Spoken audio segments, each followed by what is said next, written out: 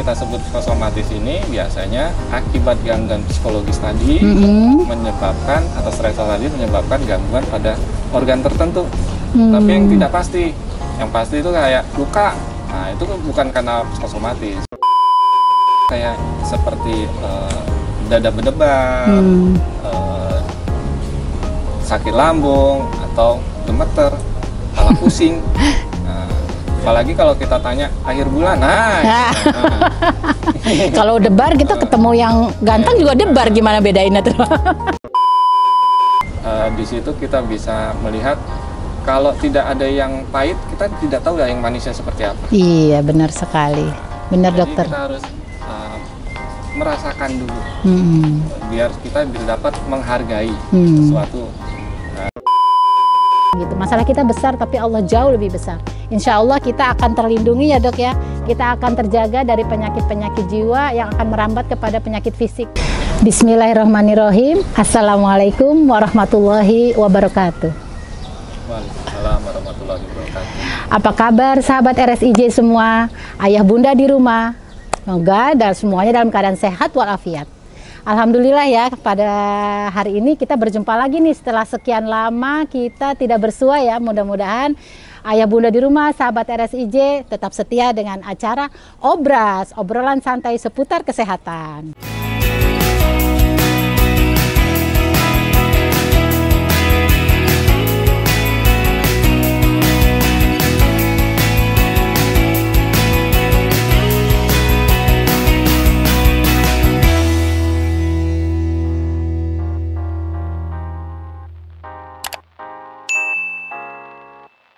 Oke, baik. Belum mulai udah ketawa dulu nih kita ya. Hari ini kita kedatangan dokter kompeten dari Rumah Sakit Islam Jakarta Sukapura. Marilah sama-sama kita sambut Dr. Catur Bawono SPKJ. Dokter mungkin sapa dulu para sahabat RSIJ di rumah. Selamat pagi, siang, dan sore, selamat malam. Saya Dr. Catur, nama lengkap Catur Bawono. Pada saat ini kita ada bekerja sama di Rumah Sakit Islam Sukapura. Iya. Apabila ada yang ingin berkunjung, monggo. Berkunjung menemui dokter apa menemui siapa nih dok? Tidak hanya saya, kan kita kebutuhan medis dan non medis kan bisa didapatkan di sini. Betul sekali dokter. Terima kasih dokter. Nah, pada hari ini kita akan berbicara materi yang luar biasa sekali, topiknya menarik sekali. Bunda-bunda di rumah, ayah juga di rumah, juga semua sahabat RSIJ, sama-sama yuk kita saksikan bersama. Nah, begini dok, kita kan di masyarakat masih agak sedikit awam mungkin ya terkait dengan penyakit-penyakit fisik yang menyangkut pautkan dengan psikis gitu, atau yang disebut mungkin psikosomatis. Mungkin dokter bisa menjelaskan sedikit gitu terkait dengan psikosomatis itu apa sih gitu, dan terus kaitannya dengan penyakit-penyakit yang bisa menyebabkan ke fisik itu seperti apa gitu dok? Kalau kita telah dari penyebutan nama tadi, psikosomatis kan terdiri dari dua kata tuh. Iya dok. Pertama psikis, atau kita sebut psikologis atau jiwa, dan soma. Soma itu kan tubuh. Oke. Jadi penyebab dasarnya sebenarnya isi pikir kita yang lagi terganggu. Kalau kita bilang lagi stres nih, nah, stres tersebut akhirnya membuat soma kita atau tubuh kita memiliki efek seperti kadang, gue kalau mau ujian nih bawaan ke kamar mandi, kencing terus gitu ya. Maka itu sama dengan cemas, ya, bisa kita sebut. Berarti cemas itu adalah salah satunya psikosomatis. Oke. Cemas itu juga tidak hanya psikosomatis saja. Nah, yang kita sebut psikosomatis ini biasanya akibat gangguan psikologis tadi menyebabkan, atau stresor tadi menyebabkan gangguan pada organ tertentu. Tapi yang tidak pasti, yang pasti itu kayak luka. Nah itu bukan karena psikosomatis. Iya, itu kelihatan ya dok ya, secara luka, fisik ya. Atau tumor, bukan psikosomatis. Iya. Tapi kalau kayak seperti sakit lambung, seperti kadang eksim. Oh, pengaruh juga ya dok ya? Pada saat dia ada stresor, dia timbul tuh seperti itu. Tapi pada umumnya itu kayak seperti dada berdebar, sakit lambung atau gemeter, kepala pusing. Nah, apalagi kalau kita tanya akhir bulan, kalau debar kita ketemu yang ganteng juga debar, gimana bedainnya tuh? Itu biasanya saya membedakan di situ. Gimana caranya membedakan antara debar beneran atau tidak? Setelah mereka biasanya kalau kita sebut ibaratnya shopping dokter. Oke. Sudah ke dokter-dokter yang lain, minum obat banyak, kok nggak ada perubahan? Betul. Kadang itu terjadi. Iya, ada juga sih dok yang kalau misalnya ke rumah sakit mereka diperiksa lab semuanya normal, tapi kok ada aja gejalanya. Seperti itu termasuk ya dok ya? Nah, akhirnya teman sejawat memutuskan untuk kita screening. Penycreeningan itu bukan hanya wawancara sebenarnya. Iya. Ada pemeriksaan namanya psikometri. Psikometri itu pakai alat atau gimana dok? Sejenis kuesioner. Oh, kuesioner. Ada skornya situ kan, ada metri berarti ada angka ya. Angka pengukuran ya, betul. Dari skor itu kita bisa mengacu ibarat penyakit lain. Dia pemeriksaan penunjangnya adalah ronsen. Iya betul. Kalau fisik ya. Kita salah satunya adalah psikometri. Tapi itu bukan yang utama. Yang utama tetap wawancara. Oh gitu. Iya. Biasanya ya kita harus kolaborasi bersama, nggak bisa sendiri untuk psikosomatis. Dari jiwa plus ini. Nah pengobatannya itu yang jadi masalah. Iya betul dok. Nah, kadang kan orang ada yang denial nih, nggak mau mengajukan jiwa, kayak nggak mengakui gitu ya. Dan kita setelah kita pakai alat ukur, kita anamnesa, bibit stresnya ada. Tinggal kita kolaborasi nih sama teman sejawat kita yang sesuai dengan kondisi somanya apa, somatisasinya. Iya. Jantung ya kolaborasi dengan dokter jantung. Apabila ada nyeri sama saraf atau sama yang lain. Termasuk dengan gangguan metabolik. Kita harus kan biasanya ini ada tidak nafsu makan, iya, betul. Nafsu makannya berlebihan, berat badannya meningkat, gitu. Jadi sebenarnya kapan sih dok? Maksudnya kapan waktunya kita mengetahui kapan sih kita harus konsultasi dengan dokter spesialis jiwa gitu? Kalau misalnya kadang kan kita orang awam nggak begitu paham ya, taunya mual udah itu mah gitu, atau kok jantungnya berdebar mulu jantung gitu. Kapan saatnya kita bisa screening sendiri gitu? Oh kita perlu nih ke dokter spesialis jiwa, itu kapan dok? Biasanya karena sudah shopping dokter tadi baru ke kami. Tapi untuk kita orang awam biasanya kita harus menelaah dulu pada kondisi-kondisi seperti apa biasanya kita terjadi. Nah itu dalam wawancara saya biasanya ada pada saat apa sih ini terjadi, pada dekat ujian kayak tadi kak, atau pada setelah mendengar berita kaget, shock, atau dia teringat mantannya nggak gagal move on gitu. Itu kan bisa terjadi kan. Di situ kita bisa mengarahnya. Baru kita pakai alat ukur yang baik. Ternyata ya bunda ayah di rumah juga para sahabat RSIJ berpengaruh sekali ya kesehatan jiwa ini. Ternyata ya kita juga harus kesehatan jiwa atau mental pun kita harus kita jaga ya dok ya. Karena kan sejauh ini kita lebih ke arah olahraga fisik, makanya kita jaga. Ternyata jiwa itu jauh lebih penting juga ya dok ya. Kalau nggak penting mungkin tidak dicantumkan dalam Indonesia Raya. Oh iya. Karena Indonesia Raya kita ada kata-kata bangunan jiwanya, benar. Harusnya jiwanya dulu baru badannya ya dok. Harusnya, tapi itu sama. Oh sama ya, seimbang ya, harus sama rata ya. Badannya suami harus ada istri jalan bersama. Iya. Dok, kalau pengalaman dokter nih menangani pasien-pasien yang selama ini nih dok, tingkat keparahannya sejauh mana sih dok? Maksudnya terkait dengan kasus psikis ini gitu. Kadang kan di masyarakat kita tuh masih kayaknya enggan gitu loh. Maksudnya orang saya sehat gitu. Kesannya tuh dokter jiwa itu selalu ke arah kayak gila gitu ya. Padahal kan ansietas atau cemas aja udah termasuk bisa dikonsultasikan ke dokter jiwa. Nah itu sejauh mana yang dokter temuin pengalaman-pengalaman dokter di lapangan gitu? Sebenarnya bukan masalah ansietasnya ya. Itu tuh kan setelah kita tidak bisa beradaptasi dengan kenyataan, ya kan? cemasnya baru timbul.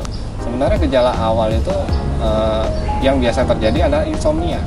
Oh gitu, insomnia. Insomnia, cemasnya dia masih bisa tanggung-tanggung, tapi kalau insomnia atau kualitas tidurnya tidak maksimal, akhirnya terjadi cemas lah, depresi lah, atau kepala pusing, pokoknya labil. Kita nggak sebut emosi ya, labil aja. Karena dia kurang tidur juga kan dok ya. Kurang bisa istirahat. Iya, jadi akhirnya fisik juga kena dong ya, Ada gitu. yang terjadi, dia tidur kata pasangannya, tidur kok ngorok, tapi dia bilang saya nggak bisa tidur.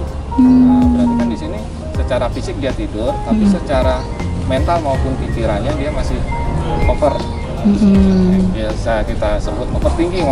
Oh, termasuk tuh ya. Antara overthinking apa sujon ya? Nggak boleh ada dong itu. Nggak boleh ada ya. Negatif itu mengarah ke kami. Oh gitu. Tapi tingkat kesembuhannya pun gimana dok? Maksudnya secara yang sembuh itu kadang kesembuhan itu kan tidak harus obat ya. Iya betul. Kadang pengobatan kami itu ada dua, pertama psikofarmaka atau dengan psikoterapi atau jalan berdua-duanya. Jadi masalah psikoterapi itu apa sih? Iya. Atau apa? Iya. Gitu kan? Bentuknya apa gitu? Psikoterapi itu intinya bagaimana kita bisa beradaptasi dengan kenyataan atau dengan masalah. Gitu. Ada banyak macam, ada yang namanya CBT, hipnotis kalau orang bilang, ada tuh. Itu ada juga ilmunya dok di itu. Masuk psikoterapi. Oh iya. Tapi nggak semua bisa kita lakukan. Itu tergantung situasi dan kondisi kliennya. Jadi ada yang kognitifnya kurang bisa menangkap psikoterapinya, nggak bisa pakai psikoterapi yang kita sarankan, itu kan percuma juga ya. Iya. Jadi ya tergantung nanti. Berarti ada indikasinya ya dok ya, yang bisa dilakukan. Dan ini juga bisa dilakukan psikoterapi dengan psikolog, nggak harus ke psikiater juga. Tapi kalau memerlukan psikofarmaka, ya akhirnya kita harus ke psikiater. Jadi ya, kalau apabila tidak berkenan ke psikiater, ya boleh ke psikolog. Tapi tidak boleh denial atau menyangkal kalau membutuhkan. Kalau psikolog itu berarti kita hanya kayak ngobrol aja ya dok ya? Enggak hanya ngobrol. Terapi itu ada? Oh ada terapi juga ya dok ya? Perbaiki sesuatu. Nanti ada psikolog kan banyak ininya juga, bukan hanya psikolog klinis. Iya ya, psikolog banyak ya berarti ya. Dokter termasuk? Saya psikiater. Psikiater. Hati dan jiwa bagaimana? Ya bisa dibilang. Banyak yang terobati berarti dong selama ini. Insya Allah kalau itu. Alhamdulillah ya. Merasakan manfaatnya. Betul. Nanti kalau saya bilang banyak, sombong saya. Kan nggak boleh sombong ya. Iya. Kayaknya dari tadi kita ngomong terus nih dok. Boleh dok kita minum dulu. Alhamdulillah. Sedikit tapi seger ya dok ya. Terus kira-kira gini dok. Mungkin di rumah sahabat RSC juga pengen tahu nih tips-tips seperti apa sih maksudnya yang supaya kita bisa menjaga kesehatan mental kita tuh seperti apa sih dok dengan situasi yang sekarang nih kan kayaknya banyak kasus-kasus seperti itu tuh bagaimana kita menjaga itu dok? Dalam menjaga kesehatan mental itu ada menurut kami ada 4 yang harus kita jaga. Pertama biologis. Oke. Biologis itu kan banyak ya dari asupan makan kita. Dari organik kita, ya. Genetik juga. Tapi kalau genetik kan kita nggak bisa dihapus dong. Iya ya dok ya. Tapi kalau kayak menjaga diri dengan pola hidup sehat itu kan biologis. Iya.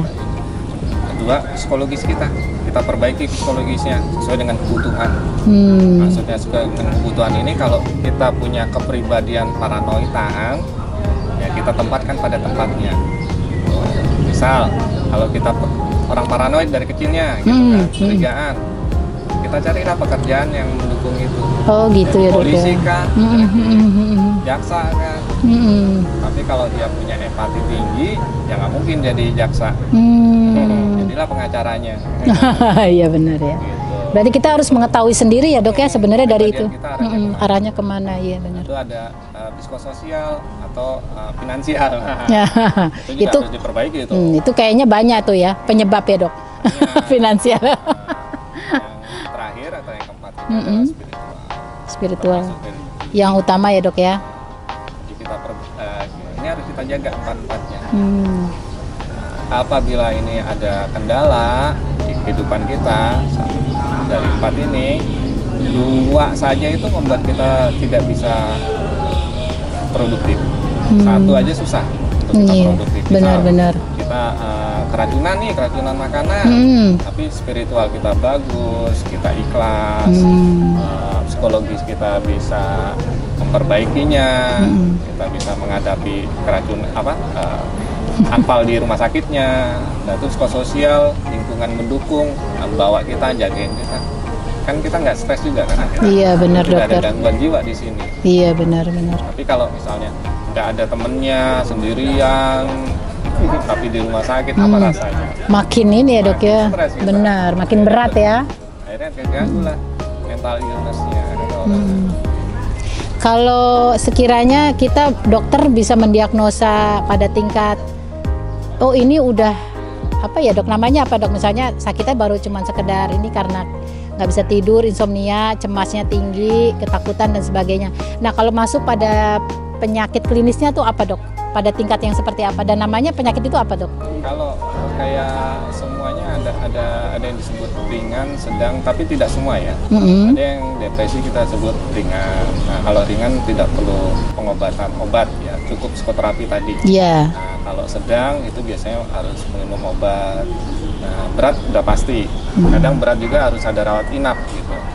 Nah, tapi kalau misalnya itu depresi ya. Tapi kalau misalnya kayak schizofren, bipolar itu emang nggak ada berat ringan. Berat semua. Semuanya sama. Berat tapi itu penanganan maksimal. Oh iya iya. Jadi harus ada dua tuh jalan. Farmaka atau obat dan psikoterapi tadi. Tidak bisa kita pilih salah satu. Tapi kalau kayak depresi, apabila depresi ringan kita bisa milih salah satu. Bisa ya dok ya. Tapi kalau sedang tidak bisa, harus dua-duanya. Oh gitu dok. Apalagi yang berat biasanya harus nginep biasanya, tapi nggak semua, tergantung kondisi situasi klien gitu. Maaf sini saya nggak bilang pasien, tapi klien. Klien ya. Nggak ada yang sakit di sini. Iya. Ada gangguan. Diganggu ya dok. Iya. Antara dia terganggu atau diganggu. Nah itu dok biasanya kalau yang udah sembuh dari mental gitu dok, yang ada kaitannya dengan kesehatan jiwa, dia apa bisa berinteraksi lagi di masyarakat atau gimana? Di sini kita sebut sembuh ya, mungkin ya. Bahasanya sembuh ya dok ya.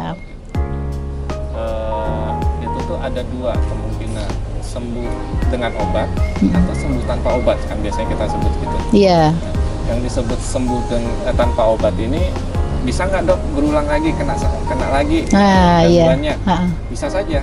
Sama halnya dengan sakit flu, apakah orang kena flu lagi? Iya, bisa berulang ya dok. Bisa, tergantung dia kena, atau orang badainya apa, kena hujannya apa kan, kalau kena flu.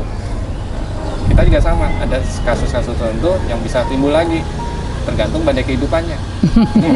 Dia kena tsunami kehidupan ya pasti tergulung ombak dulu kan, sakitlah di hati. Benar-benar. Ada juga yang kayak seperti kencing manis yang harus perawatan terus, nanti dia sembuh dengan perawatan tersebut. Ya, kasus tertentu. Ya, jadi itu yang kita sebut sembuh dengan obat. Nanti dia bisa berpikiran jernih, menjadi apapun dengan cita-citanya atau dengan keinginannya, tapi dengan pengobatan yang minimalis. Karena ada pengobatan obat, ada pengobatan maintenance. Tapi bisa berhenti dok?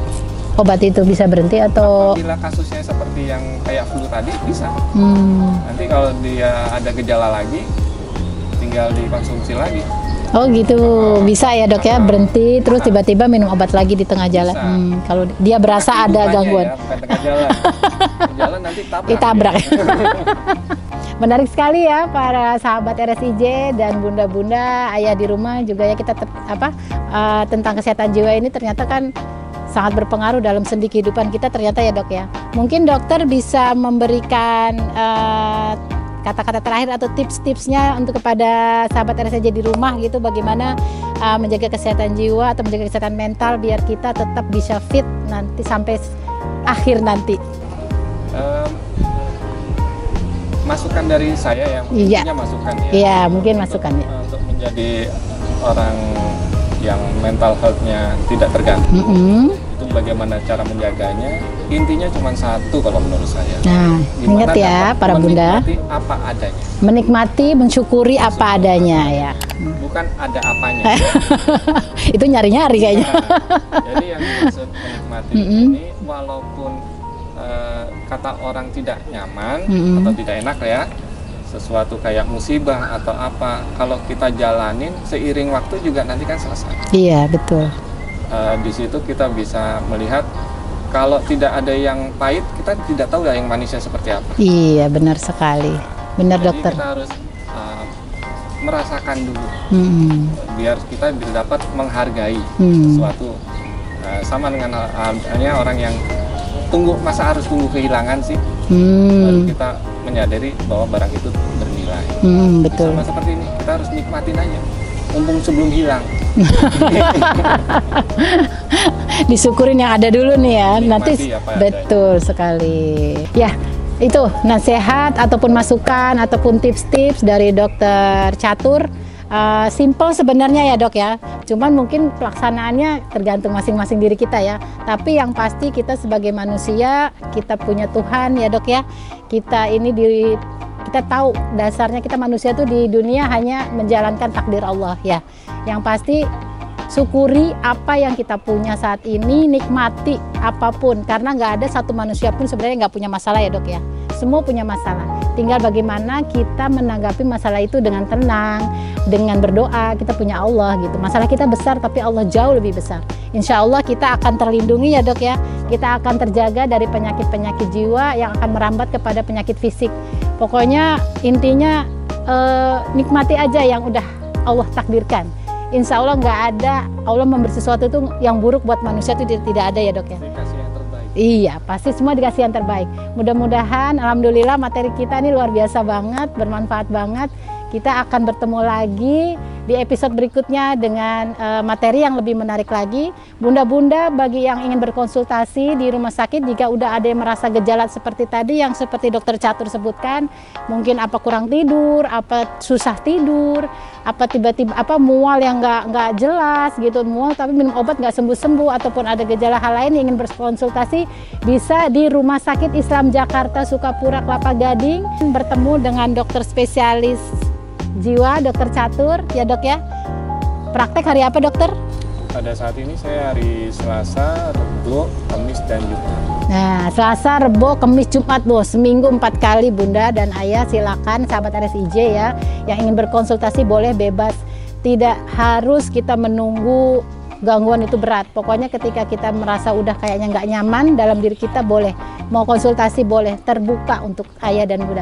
Terima kasih sekali lagi kami ucapkan kepada sahabat RSIJ, ayah bunda di rumah yang sudah menyaksikan acara kita hari ini.